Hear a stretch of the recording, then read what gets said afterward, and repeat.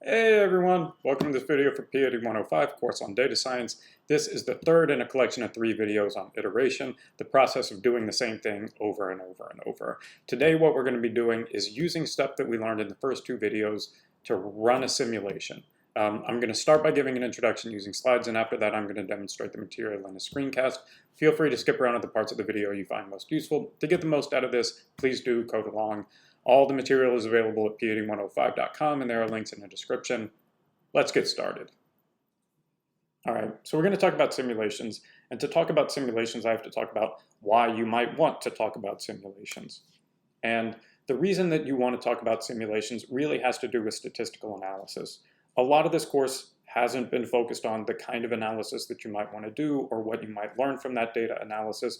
We've been more focused on things like reproducibility and clarity and data management and manipulation and visualization. But now that we're sort of talking about iteration, about doing the same thing over and over again, this gives us a nice connection to thinking about what statistics is about or how statistics might work. So a lot of times the process in statistics is the following. You have a population and you care about something in that population, a parameter of interest. Now, you can't get everybody in the population, but what you can do is draw a sample. And in that sample, you can compute whatever thing you're interested in. You can compute a sample mean. You can compute an association between 2 variables. You can do something. And then the sort of magic step is to say, okay, given my sample average or my sample association, what can I say is true about the truth in the population, about the actual mean or the actual association? And that step of going from sample to what you know about the population, that step is sort of based on the logic of repeated sampling. And that logic is, if you were to go back and draw a new sample and do that again and do that again and do that again, and for each one of those compute your mean or compute your association or whatever it is, if you do that process over and over and over, you have some idea about what that distribution of sample averages would look like. You know something about where X bar falls for a given sample of a particular size based on something in the population. You have some idea about that. And so you can use that connection to go back and make some claims about what you think the population average or the population association might be. And that's that step, is that repeated sampling. Now, this is the logic that underlies a lot of statistics, but it doesn't actually happen, right? You don't actually go back out into the world and draw a new sample and draw a new sample and draw a new sample and do this hundreds or thousands of times. Like, it's just prohibitively expensive to do that. There are better things to do. There's always other data you can collect. There are other questions that you can ask. So repeated sampling is the logic for a lot of statistics, but it doesn't really happen in reality. And this is where being able to do things on a computer makes things a lot easier, because you can, on a computer, draw a new sample, compute your mean, compute your association, whatever you want to do. Just do that a whole bunch of times and see what really happens under repeated sampling. And that's just super exciting, right? Like, this gives us a way to actually observe the thought process, actually examine whether or not the thought process that all of statistics is based on, whether or not that makes sense, and when it makes sense and when it doesn't make sense. And that's just really exciting. So I'm trying to be clear here. It's really hard to overstate how important and useful these simulations are, right? Because this gives you a way to check on whether or not a statistical approach does the things that it claims to do. That a statistical approach will say, based on repeated sampling, here's what I think the population mean is. And you're not going to do repeated sampling in real life, but you can do repeated sampling on a computer, right? And so here's the basic idea about how a simulation might work. You start out with a process that you design. You say, this is what the truth is in the population. The truth is that things follow a normal distribution, or these variables are associated in this way in particular. And then, based on whatever you are saying is true in the population, you generate a sample. And then, given that sample, you do whatever analysis you're going to do. And then you repeat that. You keep that data generating mechanism is the same. You're saying, I think that people are out in the world and they have a mean of 30 and a standard deviation of 22, and I'm going to draw a sample of size 50 and compute the sample average. And then I'll go back and get another sample of 50 and another sample of 50 and another sample of 50 and compute the average all of those times. And in this setting, you can then look at that distribution of sample averages and say, does it behave the way that it's supposed to? Does it do what statistics has told me it's going to do? And if it does, great. And if it doesn't, maybe I need to figure out why, right? And this is really great because you can change whatever that underlying process is. Maybe you say like, all right, well, when it was a normal distribution, everything's fine. But what if it's not a normal distribution? Do I still have the ability to say something about the sample mean? What does that mean? Yes or no, right? That I think is just a really powerful approach to understanding whether or not the rules of statistics in some sense actually apply in new settings, even in the settings that they're supposed to apply to. When do they work and when don't they? So I'm sitting here saying like, we're going to do repeated sampling. You got to do the same thing over and over and over again. You're going to draw a sample from the population and compute a thing, and draw a sample from a population and compute a thing. This makes a ton of sense in the context of iteration, right? We've in this collection of videos been talking about doing the same thing over and over and over again. And that's exactly what simulations do. So often, if you are trying to code a simulation, you're going to have a function or maybe a collection of functions that do different parts of this. So you're going to define whatever population thing you're interested in, you write that down. You draw a sample from that, you do an analysis, and then you return whatever the results of that analysis is. Maybe it's regression coefficients, maybe it's a sample average, maybe it's something more complicated than that, but you just do that thing. And now you loop a whole bunch of times to do that over and over and over and over again. And then at the end of it, you're left with a whole pile of regression coefficients or a whole bunch of sample averages. And you can say, what do these look like? Do they look like they're supposed to? What happens if I change my data generating mechanism? What happens if I tweak this thing? What if I get a smaller sample size? Do things still work if my sample size is 8? What about if it's 50? Does that rule of thumb kick in? You know, when does a t-distribution really become a normal distribution? Things like this allow you to inspect the properties of whatever analysis you're going to do and then understand when things are going to work. And so that's just really fantastic. You get to understand the properties of your analysis in repeated sampling. And this is like what statistics is all about. It's like mind-blowing that this actually works, that you can like check, does statistics do what it says it's supposed to do? You're just going to sit down in front of a computer and check whether or not, you know, the statisticians really know what they're talking about. Most of the time they do. There's some caveats. But anyways, like, listen, we're not getting into that. This is super exciting. I am really thrilled to be doing simulations, and that's what we're going to be talking about right now. All right, so we're going to jump in. We're going to be talking about simulations, and I'm going to try to keep the enthusiasm here at like a reasonable level in the sense that I am like really excited about simulations, but I don't want to get too over the top in all of this. So I'm aiming for like reasonable amounts of excitement here, but I just at the outset want to be clear, I am really excited about this. So what we're going to be doing today is simulations, and I've been sort of sneaking it up on you. We've actually been doing a fair bit of things that are helping point us in the direction of the simulations that we're going to be doing over the last couple of lectures. So let me sort of show you what I mean by that. So here, let's simulate something. Okay, and I'm gonna just look at code that we have written in the past. So this sim mean and standard deviation is a function that we wrote in the writing functions video, and I've got the writing functions are marked down over here. I just copied it over, and I want to be clear about what this does now in the context of a simulation, right? So this is a function. We give it a sample size. It has a default true mean and a default true sigma, and what this thing does is it generates data under some mechanism that I've defined. I'm telling it, generate data from a normal distribution with this sample size and this mean. Okay, great. And then beyond that, it's running some analysis. And you might think like, it's not a great analysis, but it counts. It's an analysis. What we're doing is taking that data set of some sample size, and I know the truth out there in the world. If I had a sample of size of bajillion, I know exactly what this distribution would look like. And if I have a sample of size 10, well, I'm drawing a sample of size 10 from a normal distribution with a mean and a standard deviation that I'm defining.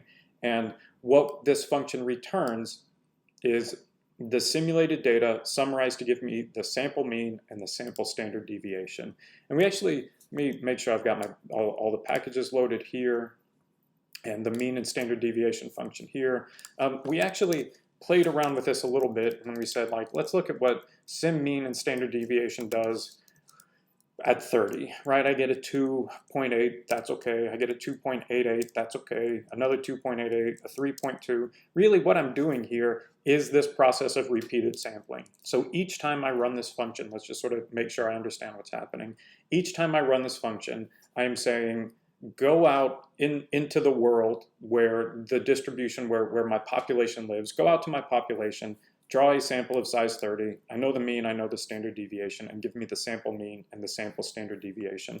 And so when I look at here at 2.28, 2.88, again, 3.32, 2.47, each time I run this, this is saying this is some value that you might get if you drew a sample from a population. Each of these is plausible based on what's out there. And I'm just like looking at this, and it's hard to keep track in my brain of everything that's happening, but it looks like the mean is around 3 and the standard deviation is around 4.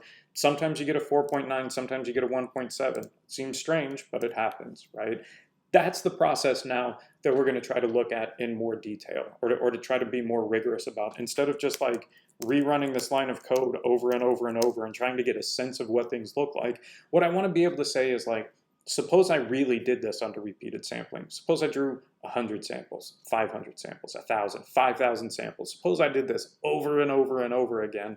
What would the distribution of means look like? And does it look like what I expect it to look like? Now, this is a scenario where I actually do have a pretty good idea about what this should look like, right? The statistical rules for sample averages are pretty well established. We're not quite doing like a central limit theorem because I'm not dividing by a standard deviation or subtracting an estimate to get a standard normal.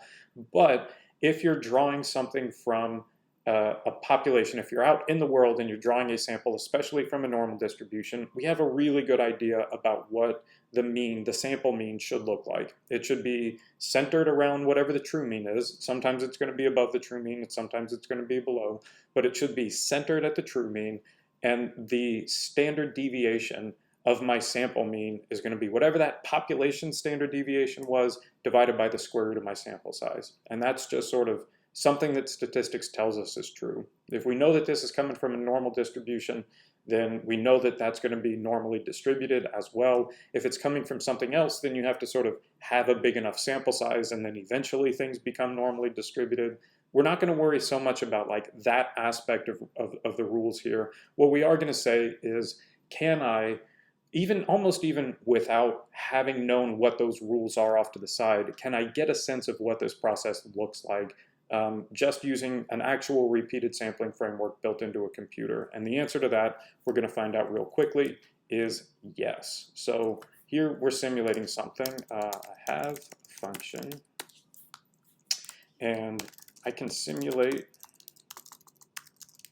by running this line, right? And I can simulate one data set, or I can simulate 2 data sets, or whatever.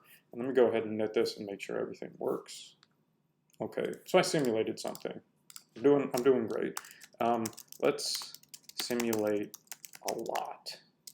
Okay, so this is where we're going to sort of shift gears into something that's more like what we've been doing in iteration videos, right? So what we're going to be talking about is how can we actually formally do this in a way that is not just like run the same line of code over and over and over again and hope for the best, right? That's not what we're looking for here. So I'm going to start out by doing this in a for loop, and we're going to pretty quickly move past that, but I do sort of think that a for loop is a useful place to start here. So let's start with a for loop. And what I need in order to have this for loop is the output and then the for loop itself. And I'll just sort of go through this. I'm going to say that the output that I want to keep is a vector of type list, and let's give it a length. Let's just say we're going to do this 100 times. All right. Now the for loop structure that I'm going to have is basically to say, for each iteration in 1 to 100, all of those output lengths that I'm interested in, I need to do something. And what I need to do is run that sim mean SD. And I'm going to go ahead and I'm even going to tell it, let's set the sample size is equal to 30. And I'm using the fact I know the mean here is 3 and the sigma is 4, and we're just going to leave those alone. Okay.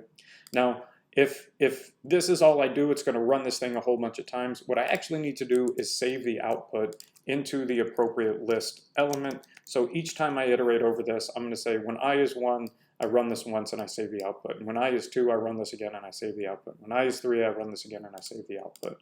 So let's take a look at what we have here. That gets me, that's quick, works like a charm. Let's take a look at output real quick.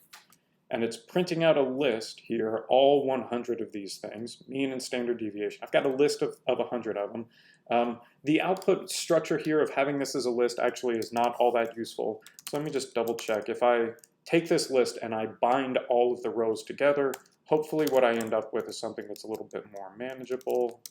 Yeah, so when I bind all these rows, I get a tibble. I've got my mean and I've got my standard deviation. Now, again, before I sort of take a step back or like push forward about how we're going to use this or how we're going to maybe run the simulation without doing a for loop, I'm not going to worry about that yet. I just want to be clear. When I look at this, this is 100 times I have gone out into the universe and asked the universe to give me a sample of size 30 with a true mean of 3 and a true standard deviation of 4 from a normal distribution, and then thank you universe for my sample. Given that sample, I've computed a mean and a standard deviation. I've done that 100 times, and here's what happened the first time, here's what happened the second time, here's what happened the third time, here's what happened the fourth time. This is great because, again, this idea is sort of what underlies all of statistics when it says you had this sample mean, this is what we think the true population mean might be based on what we know about your sample. This is what we're doing when we make those like confidence intervals, hypothesis tests, whatever. We're sort of using that argument, and now we're seeing whether or not it really works. So this is cool, and we're gonna take a look at these results in just a minute. Before we do that, I'm going to try something else. Let's use a loop function. Now, I'm introducing a new loop function here. If you look real close, in this for loop, I have an output list. I don't actually have an input list. I'm just doing the same thing over and over again. Now, when we had an input list and an output list, and we wanted to say, for this input, do this, for this input, do this, for this input, do this, in that setting, we used map to say map over this input list and produce this output list by applying this function to each element. What we're doing now, there's no input list. We just want to do the same thing over and over and over again. And it turns out there's another handy function in purrr that's going to work for us. So the loop function that we're going to use here is rerun. And rerun is sort of nice. Let's check. It says rerun some number of times something, right? And so what we're going to rerun here, we're going to rerun 100 times sim, mean, and standard deviation, okay? And I'm just going to run this line of code and see what happens. And it spits out this super long list. So I'm going to say, okay, take that super long list and just bind all the rows together, right? And this is, again, sort of, I guess, to be clear, this rerun step is generating a list that looks very similar to output, has the same structure. It's got mean and standard deviation in a tibble repeated 100 times. And just like I did bind rows on the output for this for loop, I can take rerun, get my output list, bind the rows, and hopefully get a tibble. And just because I think that's going to work, I'm going to go ahead and save this into simulation results. Is going to rerun and then bind the rows. And let me run this quick and take a look. And so my simulation results, again, I've gone out to the universe and I've gotten the sample mean and standard deviation. And it's different this time than it was before. Each time I go and I ask the universe for a new sample, it's going to give me a new sample. You can make sure that you get the same results every time, and often that's a good idea by doing something called setting the seed. And it's not going to be something we spend a lot of time on now, but basically you can make R's random number generator start from the same point over and over if you want to by using set.seed. And that's, at least for now, all I'm going to say about that. What I am going to do is, again, I've been really excited about these results, and I just sort of want to take a look at what we have. So let's look at results. Now, what's awesome is once we've gotten to this point, and getting to this point isn't trivial, I want to be clear, we're using the fact that we can write functions, we're using a rerun statement to run that function a bunch of times, we're binding the rows, but once we get to this point, we've got sim results, and we can start doing like tidyverse stuff to this. We can start doing data manipulation things to this. So we could take this, for example, and do ggplot, and let's just say on the x-axis I want the mean, and I want to look at geom density. All right, so this is the distribution of the sample mean across 100 replicates of the experiment that I'm interested in, 100 replications of this simulation. And it looks like it's centered at about the right thing. The mean is supposed to be 3. And we could check the population standard deviation is 4 divided by the square root of the sample size, 30 is about 0.7. We can actually just check whether or not that makes sense. So before I move on, let's try that. Let's do sim results. And I'm going to summarize, let's see, mean is whatever the mean, I'm not going to say mean of mean, that's too bad. Average sample mean is mean of mean, sorry. And then the standard deviation of the sample mean is the standard deviation of the mean.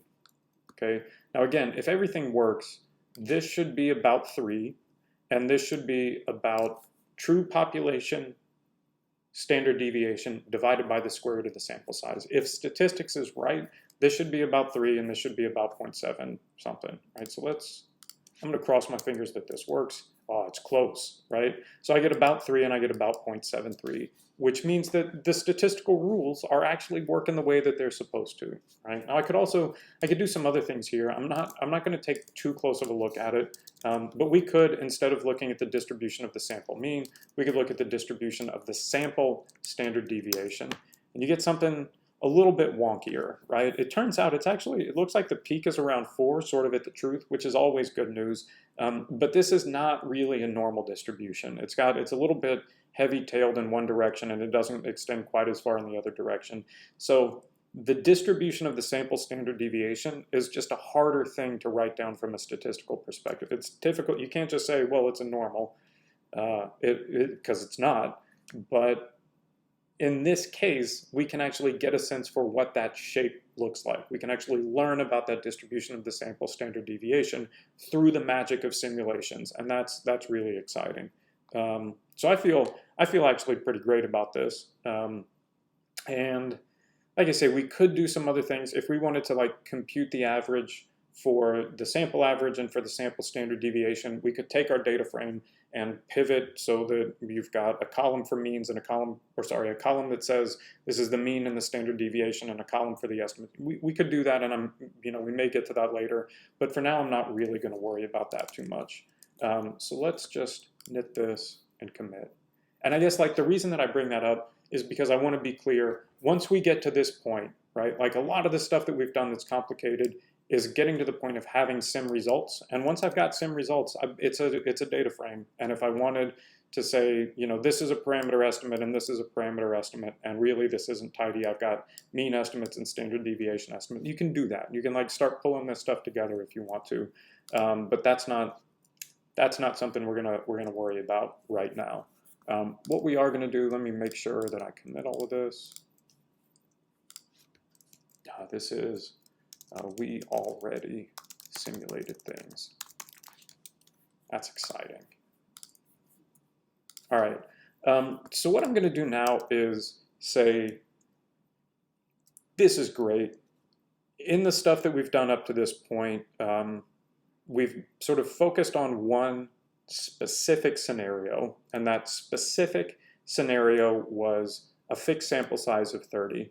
And it's sort of just kind of true out in general. A lot of things in statistics depend on what the sample size is. All right, so we said that X bar should be centered around the true mean, and its standard deviation of X bar should be population standard deviation divided by the square root of n, divided by the square root of n. So one of the things that would be neat to see is, does that actually hold up? What happens when I start changing n to make it maybe larger? Does my distribution of X bar get narrower in exactly the ways that I would expect it to? And so that's what we're going to try to do now. So we simulated, let's try other sample sizes.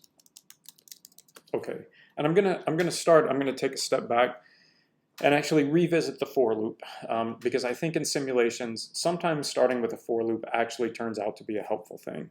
And here, I actually am going to define an input list. Okay, so things are going to get a little bit more complicated here because I've got both a process that I want to run a bunch of times, and I've also got an input that I want to change a little bit each time also. So let's take a look at this. So I'm going to say my in list is a list, and let's say in equals 30 is 30, and what am I going to use here? I'm just gonna sort of double, and then double again, and then double again. Make sure that this all works. 60, 120, 240. Okay, so this is going to be my input list. Oh, I don't need comma. Okay, this is my input list.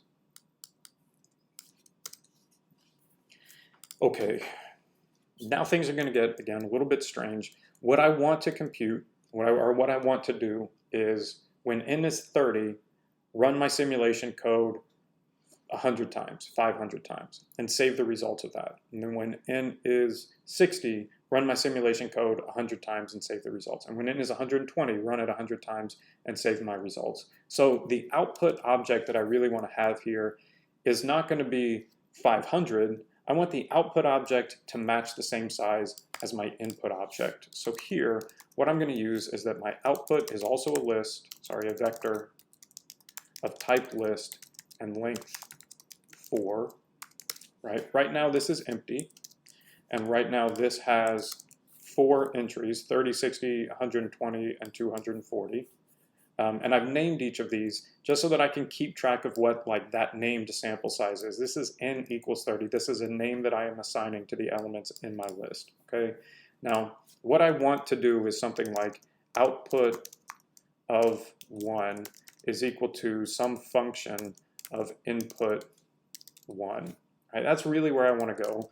And I could do this for output 2 as a function of input 2 and so on. And so let me just first double check that I can write some function of my first input that's going to be what I want it to. Now what I want to be able to do here again is, or what I've done in the past, is rerun, say 100 times, my sim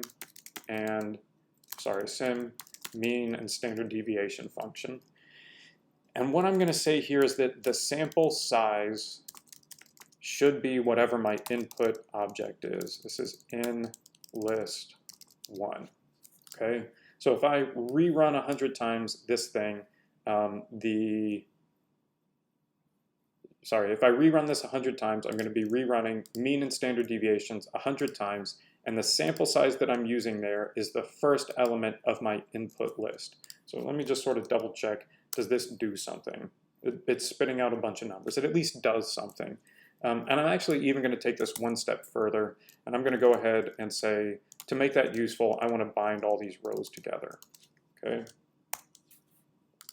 So my first output, you can start to see where this gets a little bit complicated. My first output is the data frame that arises when I rerun this thing 100 times, and then I stack all of those results together into a data frame.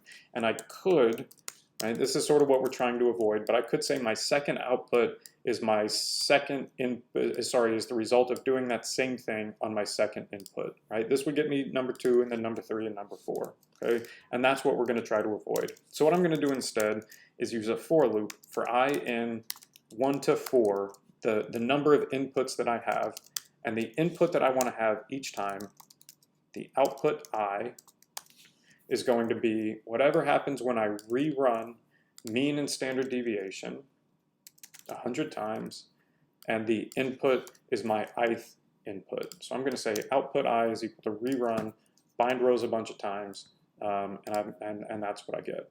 Okay. So here I'm doing a simulation with a for loop, and it takes a minute because now I'm doing this 400 times, right?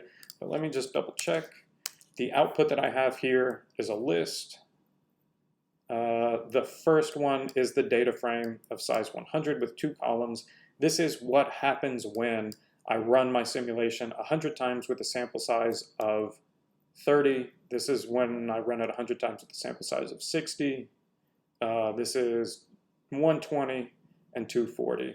And you can sort of see here at 240, the numbers are actually pretty close to 3, right? They're not spread out all that much. Up here at 30, I'm getting a 1.7 sometimes.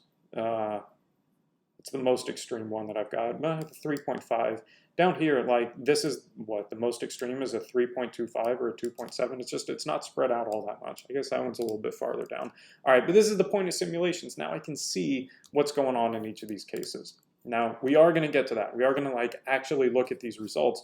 But what I'm going to try to do first is, again, put this all into like a simpler process. Well, simpler. What I'm going to try to do is put all of this into a process where I've got a column and then another column, and then I do some things, and then I get my end column. So this is going to be where we start using rerun functions and map functions and mutate functions. This is going to be where things get a little bit complicated from a coding perspective, but I want to keep, again, the idea is I've got 4 sample sizes. For the first sample size, I want to run a simulation 100 times and get the result. And then I want to do that again for the second sample size and the third sample size, and so on. And so that's what we're going to try to do here. So what I'm going to do is keep track of everything that I want to have in a data frame. And I'm going to start out by calling this a tibble, clearly. And what this is going to say is I've got a sample size. And the sample sizes I want to consider are 30, 60, 120, and 240. So let's just look at this, okay? Now what I'd like to be able to do is add a column next to this that says, given my first input, I want to run some simulation a bunch of times, right? Now again, I said above, like in a first for loop that we wrote, there wasn't an input thing. We weren't mapping across anything. There was just rerunning this code a bunch. Here, I've even sort of built into this, like this rerunning is almost like an extra loop inside of a loop. But here, what I've got is an input that I care about and an output that I care about. And so here I'm going to frame this for loop as a map problem. I want to map across this input and produce this output each time. Okay, so we're gonna do some mutating, we're gonna do some mapping, and that's what we're gonna try to do next. So I need to add a column, and the column that I'm gonna call, I'm just gonna say this is whatever my output lists. And the way that I'm gonna come up with my output lists is by mapping across an input list, or sorry, mapping across whatever the input thing I care about. The input thing I care about is sample size. Sample size. Okay. And what I really want to do, the function that I want to apply is rerunning the sim, mean, and standard deviation. I want to rerun this 100 times. And this is tough. I need to be clear that what I want to have here is that the sample size is equal to whatever sample size I put in over here. So I'm going to use a structure in map that wasn't introduced previously because it wasn't super important, but now it helps a little bit. If I want to be really explicit about where the element of sample size needs to go in here, I'm going to use this notation. I'm going to be clear that the first argument to map is called .x, and then I'm going to say inside of rerun, use this tilde to say put .x right there, right? So whatever my first sample size is going to get plugged in right over here. Whatever my second sample size is going to get plugged in over here, right? Takes a little bit to get used to this notation, but again, the idea is I am being very explicit now about where this argument goes inside of my rerun function, right? So I'm going to rerun 100 times mean and standard deviation given that sample size that I care about. Okay, that's what we're going to be doing here. And now I'm actually, just to sort of make sure that I understand how this works, I'm not going to do this 100 times each yet. Let me just kind of run this. All right, so what this is producing is a tibble, size 4. I've taken sample size of 30, and I've rerun rerun 10 times.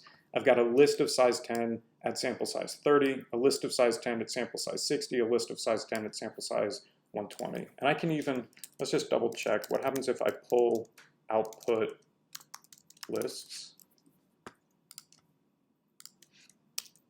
It spits out a list full of lists, right? So this is, let me see if I can even get back here to the beginning. So this is saying the first element in my output list is a list, and the first piece in that list is a tibble, and the second piece in my first list is a tibble, and the third piece in my first list, fourth, fifth, sixth, seventh, eighth, ninth, 10.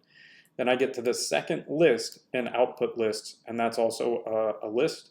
First element is a one, the first element is a tibble, second one, and so on, right? So I've got now like a list of lists, and this is getting a little bit wild. But what I'm going to try to do is simplify things. So again, rerun is spitting out lists, same way it did up here. And so what I did previously was took the result out of that, and then I used bind rows to make sure that everything works. So I'm just going to sort of keep doing that same thing inside of here. So I'm going to get my estimate data frames. And the way that I'm going to do that is by mapping across the output lists. And what I'm going to apply, I don't have to be super careful about the .x equals this or whatever. I'm going to take my first element of output lists and bind rows. Okay, and then I'm going to do the second one and the third one and the fourth one. All right, so let me just run this and see what we end up with. Okay, so now it's looking actually a little bit better. I've got a sample size of size 30. I've got a list of 10 elements, and as we saw, it's like a list made up of lists. But then if I bind rows here, I get the same kind of tibble structure that I had seen elsewhere. I've got 10 rows and 2 columns, and I could double check that this looks the way that I want it to. Let's do that. Estimate df, sorry. I need to pull that. See my result. So now I've got, again, in my list column, I have a list of 4 tibbles. That first tibble is the mean and standard deviation when my sample size is 30. The second one is my mean and standard deviation when the sample size is 60, 120, 240. Okay, so we're making progress. And now, if you haven't been writing a lot of functions in the past and you haven't been doing a lot of simulations, you're probably sitting there thinking like, this is crazy. I don't know that I want to do this anymore. But the good news is, what we're going to do next is switching from trying to simulate things and keep track of what's going on in a list and another list. What we're going to be doing now is just usual data frame operations to take a look at what we've done. And what I mean by that is the next step here that I'm going to do is get rid of stuff that I don't need. So I'm going to select, I don't need output lists anymore. And so this is a tibble, and I can just get rid of a column that I don't want. It's a list column. It doesn't matter that it's a list column. You can get rid of a column you don't want. And so now I've got 30 here and a tibble here and 60 here and a tibble here. And the step that I'm going to use next is to unnest a data frame. And this is sort of the opposite of nesting, which we saw in the second video. We nested to go from a large data set to something where you've got one observation and a data frame next to it. What I'm doing now, I've got an observation and a data frame next to it, and I want to make this actually larger instead. So the opposite of nesting is super creatively unnesting. I'm going to unnest my estimate data frames. Let me take a look at this. And so all it's really done here is expanded out each of those sub data frames that had been stored inside of a row. Again, this is the opposite of going from nest collapsing down, is unnesting and getting something larger. So now I took this tibble and I expanded it, and I've got 10 rows for size 30 and 10 rows for size 60 and 10 rows for 120 and 10 rows for 140, 240. That gives me an overall tibble of size 30, 3 columns, including my sample size, my mean, and my standard deviation. So I'm going to save this as sim results. I'm overwriting some previous sim result thing that I had, and I'm not super worried about that. Now, the next thing that I'm going to do here is, instead of rerunning 10 times, let's just do 500. Let's see what happens. You know what? Let's go crazy. Let's run this 1,000 times. It might take a half a minute. It's not going to take a half a minute. It'll take, how long is it going to take? Should I say, no, there we go, we're done. No timer needed. Awesome. So what I'm going to take a look at now, I've got simulation results, and now I've done 4,000 simulated data sets at 1,000 each at 4 different sample sizes. I've got 4,000 rows, 3 columns. I've got the means and the standard deviations each time. And now I can, again, like this is a data frame. I can do data frame kinds of things. So let's do some data frame things. All right. The first data frame thing that I'm going to do is take my sim results, and I'm going to make a plot. Not you. I'm going to make a plot, and the plot that I'm going to make, let's say I've got 3 sample sizes. Let's say x is equal to sample size, and y is equal to mean, and now I'm going to do a geom box plot. And I'm already sort of thinking this might not work exactly the way that I want it to. It says here you have a continuous x aesthetic, and so it's sort of trying to plot on the x-axis numbers between 30 and 240, and boxplot just really doesn't know how to do that. So what I'm going to do here is say, let's mutate and create an actually informative label here. So what I'm going to create is, I'm going to overwrite my sample size and say that that is equal to the combination of n equals whatever actually is in my sample size. There it is. Let me just check what I'm doing here. So I'm converting from a number. That didn't work at all. Oh, strc, sorry. Right, so now I've got sample size, instead of being 30, 60, etc., it is sample size n equals 30, n equals 60, n equals whatever. So let me try this again. And this is probably also not quite going to work. So now I've got, like, it's starting to work, but I've got a slightly different problem. And the slightly different problem that I have is that R thinks in alphabetical order. N equals 120 is before n equals 240, and that's before n equals 30, and that's before n equals 60. So this ordering doesn't make a ton of sense. So what I'm going to do is make it make sense. I'll use sample size equals factor in order of whatever's going on in the sample size. And in order just says they're in the order that you want them to be in. I've put it together, it's 30, 60, whatever. So this should be in the right order. Now, this is pretty slick, right? I guess, again, like, first, let me say what it is we're looking at. I've got a distribution at size 30. This is if you went out into the universe and you got 30 draws from a random normal with a mean of 3 and a standard deviation of 4, and you computed x bar each of those times. You got the sample average, and you did that 1,000 times when n is equal to 30. This is what that distribution looks like. And if your n is 60, this is what your distribution looks like. And at n equals 120, it looks like this. And n equals 240, it looks like this. So this is really, in some sense, getting an idea of what repeated sampling really looks like when you are talking about the sample standard deviation or the sample mean, right? And this is pretty cool. I'm actually going to do a violin plot because I think violin.